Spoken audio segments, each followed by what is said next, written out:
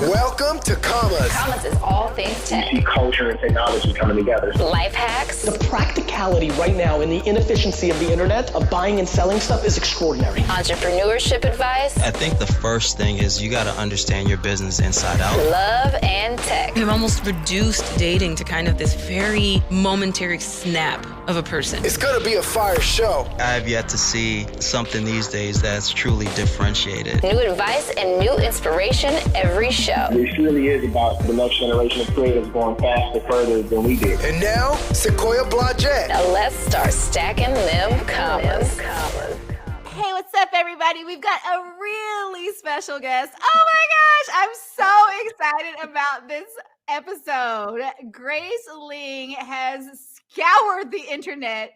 I know her from meeting her at the TechCrunch Disrupt conference, but I didn't know how much of a massive brand you've created on LinkedIn. Grace, how are you? I'm doing well. Thanks for having me on. I'm excited.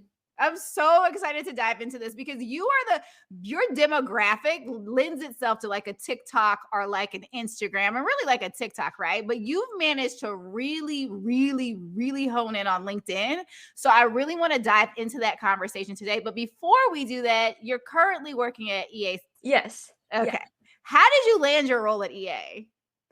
Yeah, I actually created content on LinkedIn to increase my visibility, and I cold messaged my hiring manager at EA.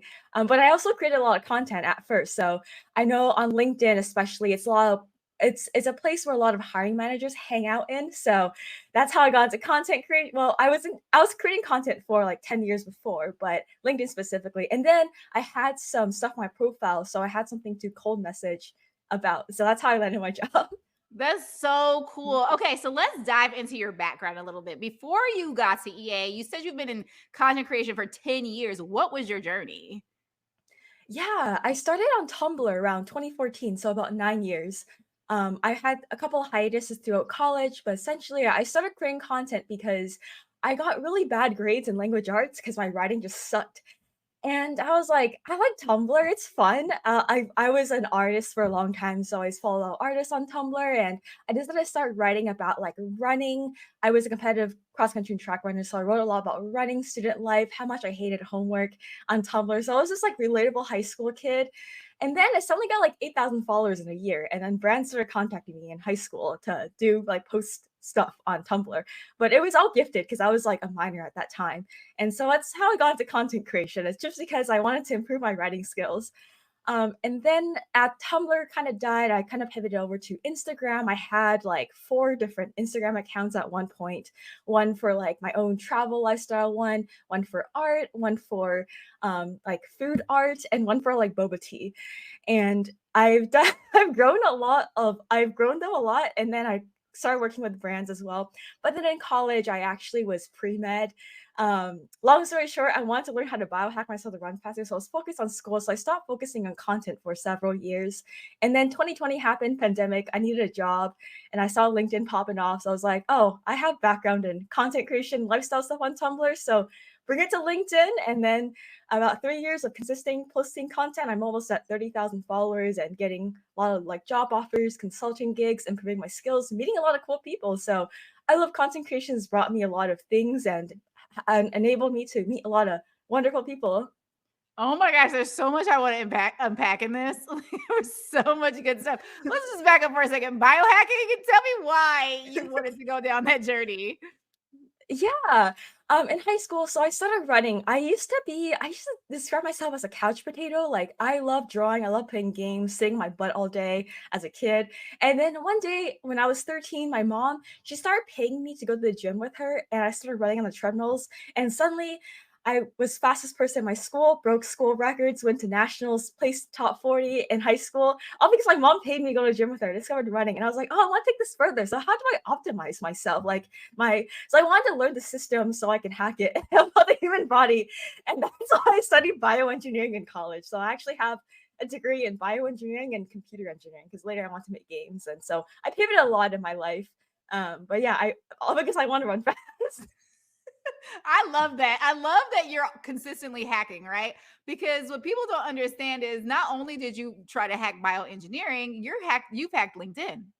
So there's Yeah. ways and theories and strategies and things that you need to do in order to grow your LinkedIn. I want to talk about that. The reason why I double down on LinkedIn, so I've been on Instagram and I've been kind of just watching how Instagram has been played up.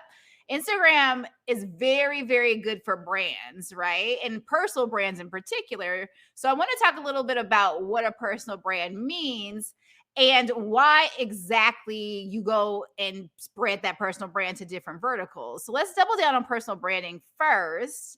Why did you start to build a personal brand? Yeah, I feel like personal brand for me, it's like how people describe you, kind of like the vibes you want to give, but in a more organized and strategic way. At least for me, I feel like there's a lot of definitions. So like brands, like for example, Nike, just do it makes you feel like working out, and like personal brand, it's like kind of the same concept, like a personality, but packaged in a way that is like really strategic and targets who you want to target and helps you stand out among the crowd. I feel like mostly standing out and being able to express yourself so you can get the results you want and help you connect with the people you want. And so I feel like it's a lot of like reflection, like what impact you want to make in the world, who you are as a person, don't not changing yourself or anyone else, and just trying to reflect that in like your social media content and how you interact with people online, offline, in person, everywhere. Yeah, I love that. So yeah, I started that on Instagram. And then as Instagram started to build, a lot of brands would reach out. I'm like, okay, I can do brand deals. But then I started posting stuff on LinkedIn and I was like, wait, there is like nobody posting over here. Is that why you brought your brand over?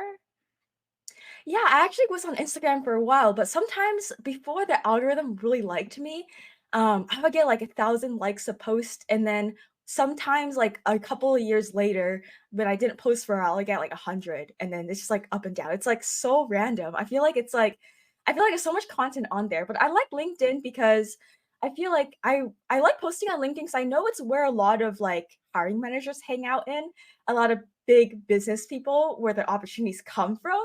And that is probably why. And also, when I started posting on LinkedIn in 2020, it was actually during the pandemic. I was fresh new graduate, looking for my first job out of college. And I've noticed a lot of people being more vulnerable, sharing more personal stories on LinkedIn. And I was like, oh, hey, this reminds me of what I used to do on Tumblr.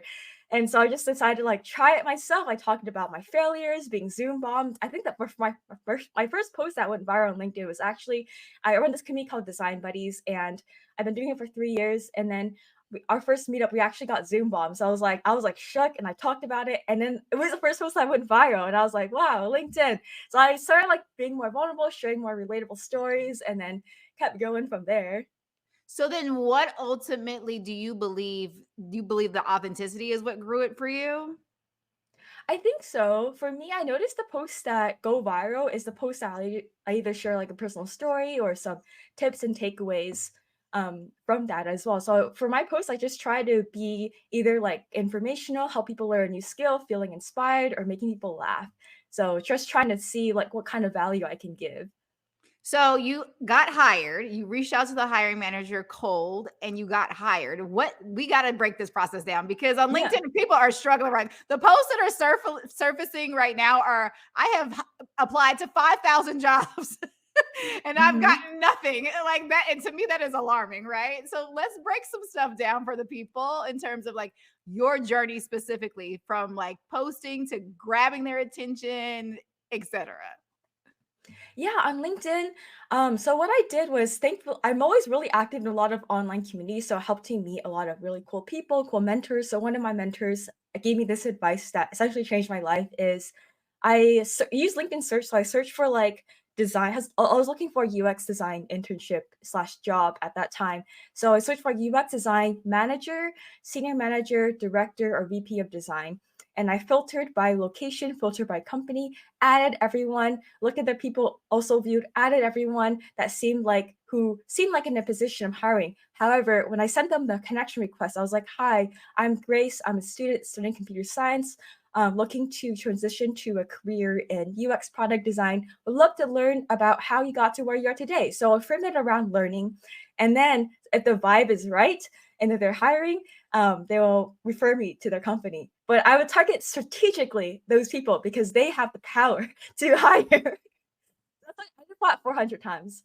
So over a course of a month. So it's called like it's a numbers game, I feel. Like don't feel discouraged if you're sending messages, getting ignored. It's okay. It just takes one yes. Just gotta keep trying, get feedback, keep iterating your process. It took me 400 times. It took one of my friends 2,000 times. That is a lot. Yeah. I love that though, because there's so many people who are so discouraged, right? And just how long, let's just, in terms of timeline, how long did it take you from the time you started to the time that you actually got hired? Or About a month. let me ask this. How long did it take from the time you started to the time that you got your interview? Yeah, I feel like about a month and a half or so. I feel like because I reached out to Marlon, who's I'm still at EA on his team, and I know he's a director. He's very very busy, so I just try to be really patient. But I would make sure to follow up every couple of weeks to check in.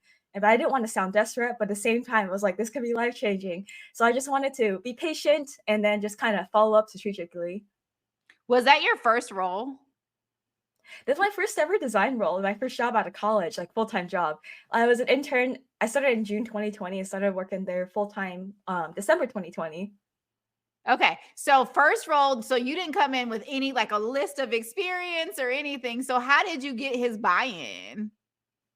Yeah, I asked him like why he hired me, and I feel like my understanding is like I'm just very curious. I put myself out there, not afraid to like learn new things, try new things. Because for me, my degree is in bioengineering and computer engineering. I don't have a design degree or certification, and so that was a struggle. But I also had like a portfolio of projects, so I gained a lot of experience through volunteering, doing design challenges, freelancing, doing my school projects, and trying to do that. And also at the same time, I founded this community called Design Buddies because I want to make design friends and learn from them. So this was April 2020 before I worked at EA because I want to just meet people, get feedback on my work, and learn from them. And Design Buddies has continued to grow. And I still run it, and we have like 60,000 members this today, and helping designers now land jobs and improve their skills. So it's really great how it's come full circle for me.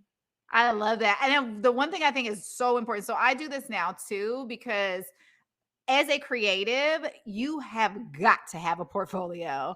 And I Mhm. love the fact that you said that you did things for free, you volunteered, you did everything you needed to create this portfolio to make it substantial enough. So it's not like she went and like hit up 4,000 people and then were like, "Hey, give me the job." It was you built a relationship, and then ultimately you were able to show them something. So they were like, Mhm. "Oh, okay, you at least have a portfolio of some sort for us to trust you and give you an opportunity," right?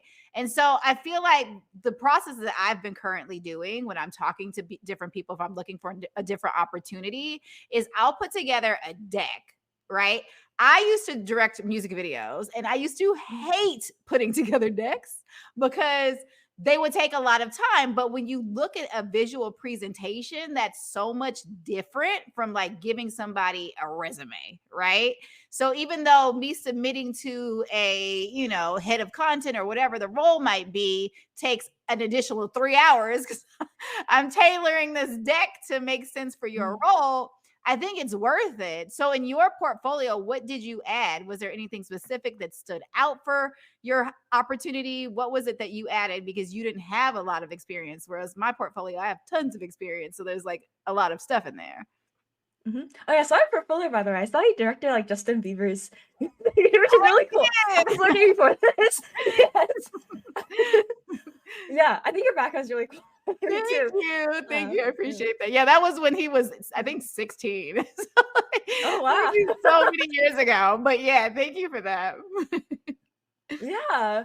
On my portfolio for UX design, I had like case studies, so different design projects. So I started with what problem I'm trying to solve and what kind of solutions and what kind of iterations and solutions I've tried and which one I worked well. So I try to showcase like my problem solving and decision making skills and my collaboration skills. So what I had in my portfolio was I had like a couple of case studies. For me, I was interested in the games industry. I've always dreamed of working in the games industry since I was a kid. So it was kind of tailored towards like industry specific. So I had this virtual reality game I designed and developed in college. Um, it was really fun. I taught myself how to code and like doing design. So I just like made that into a case study. Like I made it like more UX, even though it was just for fun. I wasn't like intending it to be anything. But I put a UX spin on it. So I took existing projects, took them and packaged it to fit the job title and job description. And the other one I did was a redesign. So I'm an avid user of Discord, and for UX, I'm trying to solve problems. So I just interviewed a lot of different users of Discord, avid users, not so avid users, finding some pain points like it's hard keeping track of messages, designed some solutions, and made a case study out of it. So I mostly had those two case studies when I started at EA, because these are just like for fun. These are like for my school projects and just something I did on my own. Because that's how I was able to like get experience without a job. Because I feel like that's a lot issue people face is they need experience. But they also need experience to get a job and to get experience on the job. But especially in design, there's different ways to find experience without needing a job and later using that to get a job. I love that. So did you host it on a website? Did you use it did you put it in a deck? Like, how did you present it? It was a website, grace-link.com. I thought of doing a deck as well, but I felt like a website's easier for me to like keep up to date with instead of like having to export the PDF all the time. I love that. Oh, it's so good. Okay. Hey, Commas listeners, if you want to hear even more about how companies are built and what it takes to grow in today's market, you have to check out Found in Equity from the TechCrunch Podcast Network. Found takes a peek behind the scenes of building a company with firsthand accounts from founders themselves. Every Tuesday, co-hosts Becca Skudik and Dom Midori Davis chat with a founder about their journey from ideation to launch. Equity keeps you up to date on the world of startups, tech, and venture capital with news rundowns and expert interviews led by co-hosts Alex Wilhelm and Mary Ann Acevedo. Equity drops every Monday, Wednesday, and Friday. So if you're not sure where to jump in, check out episode 739. The venture market is overcorrecting. Tune in at techcrunch.com/podcast or wherever you get your podcasts. Let's dive into Design Buddies and how you're helping individuals launch their careers into the UI UX design industry. Tell us a little bit about the opportunities that you've seen some of your students get after coming out of your program. Yeah, for Design Buddies, we're a community of 60,000 designers. So our goal is to help people get jobs. But to get a job, we need like networking, upskill, and portfolio projects. So we do this by hosting events online and in person. So people meet a lot of potential collaborators, hiring managers through our events. We also host a lot of informational talks like panels, fireside chats online, recorded. Goes on YouTube, and we also have a newsletter, some content, and we also do design challenges. So we work with companies to collaborate on design challenges with big prizes, so they can get something to put on their portfolio and some feedback from the judges and win some prizes as well. So we have a huge community on Discord where people can chat, connect with each other in an organic environment. We see feedback on their work, ask for career advice, join clubs, and more. So we have a lot of different things, but all for the goal of helping people land jobs. And I've had people tell me that they landed like their first job through Design Buddies, and it helped them like become confident in their career. And it's really cool because Design Buddies, I'm from California, and most of the Design Buddies demographic started in Northern America. However, a couple of our top countries are like India, Nigeria, Philippines. And it was like really cool because a lot of people told me that they were able to access like resources to get into tech that they might not have in their hometown. So I really want to scale Design Buddies more to make more impact, to help people who might not be based in North America or like a tech-centered hub to have the resources and connections to break into tech and make lots of money. I love that. One thing you hit on, which I think is so important, because I also have Hollywood to Silicon Valley, so I will consult on breaking into the industry. And the one thing that I see over and over and over and over again is there's a lack of confidence. And it's like, it starts with your mindset. Like if you cannot believe that you can see yourself in this role, or you don't believe that you see yourself getting an opportunity, none of it happens. It just like stops right there, right? So I love that you're tackling the confidence piece of it and the mindset piece of it. And for whatever reason, for women, we have an issue with like being big. You know what I mean? Like we want to like play small because there's like a fear of like, oh, I don't want to be loud, or I don't want people to think like I'm trying to brag. No, you need to be screaming from the mountaintops at this time, especially if you're looking for your next opportunity, because nobody's going to come find you. So tell me a little bit about how you're instilling confidence in your community. Yeah, for me, I went through phases. Like, at least for my personal journey growing up, I've always had the mindset like I thought normal was boring. I was always like a rebellious kid. I was a class clown, told a lot of jokes, got sent to the principal's office a lot. And so I was like a loud kid screaming at all everyone. And so like I guess like that's where my confidence comes from, because I feel like I don't know. I just like didn't really care about other people's opinions. I just love making people laugh and having a good time, and that's how I did it as a kid. However, throughout like college and like high school and college, because of the people that I was surrounding myself with, I kind of lost a lot of confidence. I felt like I cared too much about what other people thought of me. But I mean, I was a teenager, still learning and growing, young impressionable kid. So I don't blame. I like it makes sense. Um, and then I remember how I really got more confidence was just putting myself outside my comfort zone. I remember at Grace Hopper Conference in 2018, which is like huge conference for women in tech. I was a college student, and I've noticed that I really want to break into tech from like bioengineering. And I noticed I was observing people in the career fair how they were pitching themselves to recruiters, and they were like all out there. Just like kind of saying like I was like, I wish I had that kind of confidence. So I started. I knew I had like a lot of personal development and confidence to go. So I just started like reaching out to random strangers on the internet and meeting them and just like chatting with like different people who I didn't know and just try to like get better at it. And I also did a lot of volunteering for public speaking. And so speaking in front of crowds, also talking to new people, hosting meetups as well, and just putting myself out there a lot, making myself feel uncomfortable. And now a couple of years later, I'm just like, I can go up to any crowd, be like, yo, howdy y'all, what's up? What's poppin'?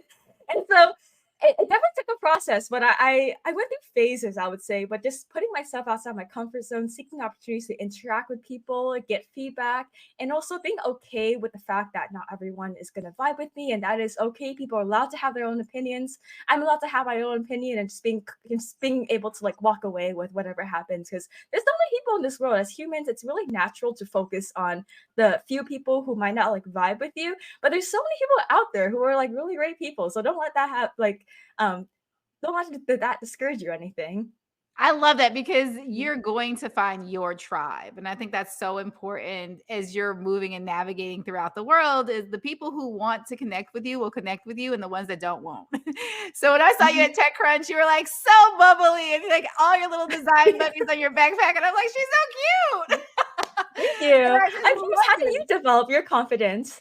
So for me, again, to your point, it's just being out there and consistently being positive. I think I just shift my mindset to the positive, because if your mindset sits in the negative, it's basically like you have nowhere to go. Like I can't get that opportunity if I already think that opportunity is not going to be like, I'm not going to have access to it. Right.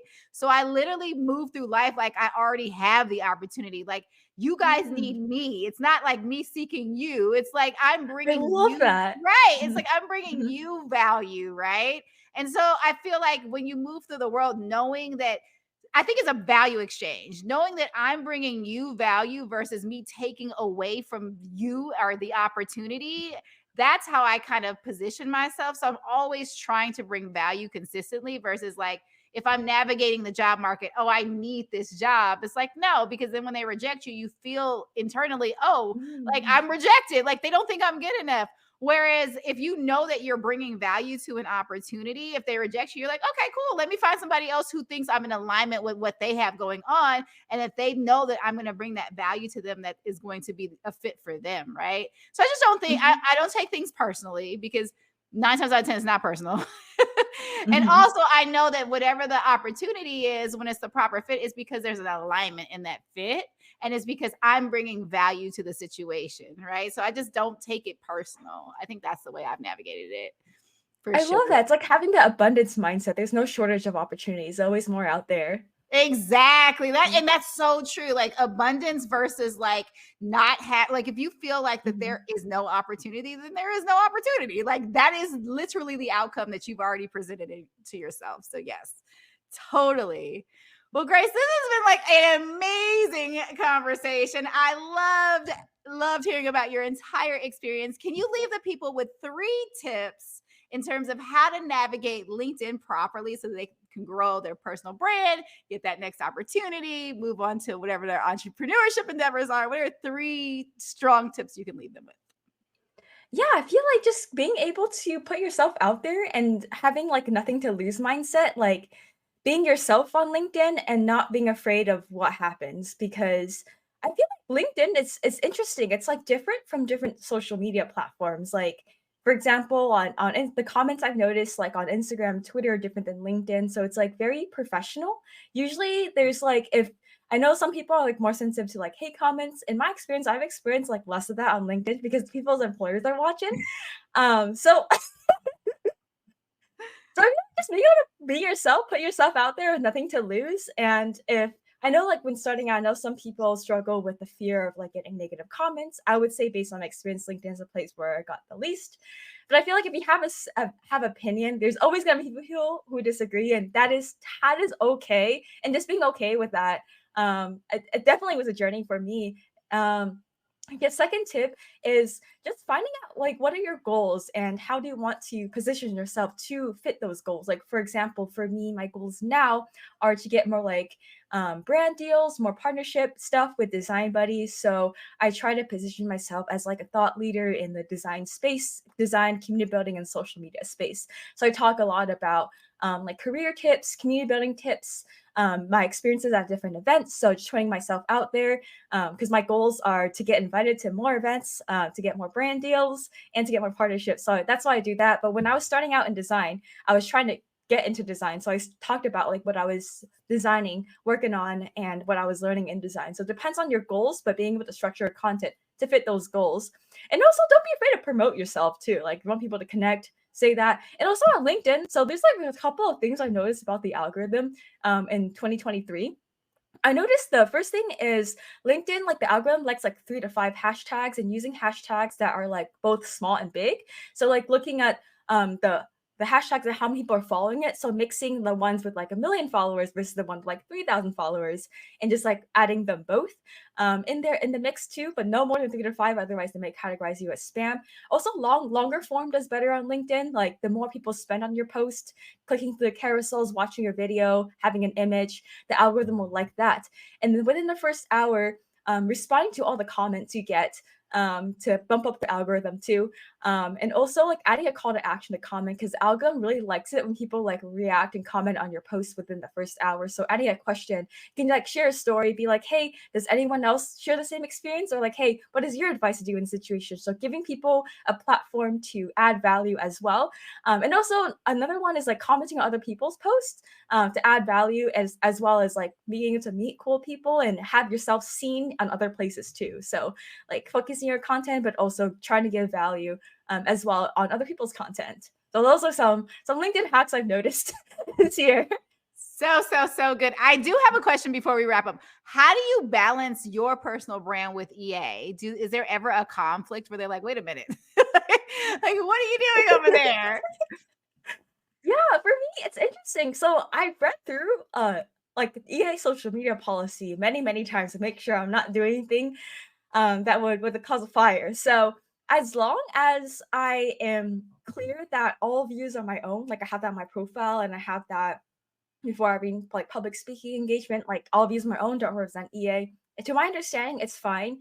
But for me, a lot of the content I post is about like myself, not really about EA. Except sometimes I make like day in my life reels, but I don't post it on LinkedIn usually.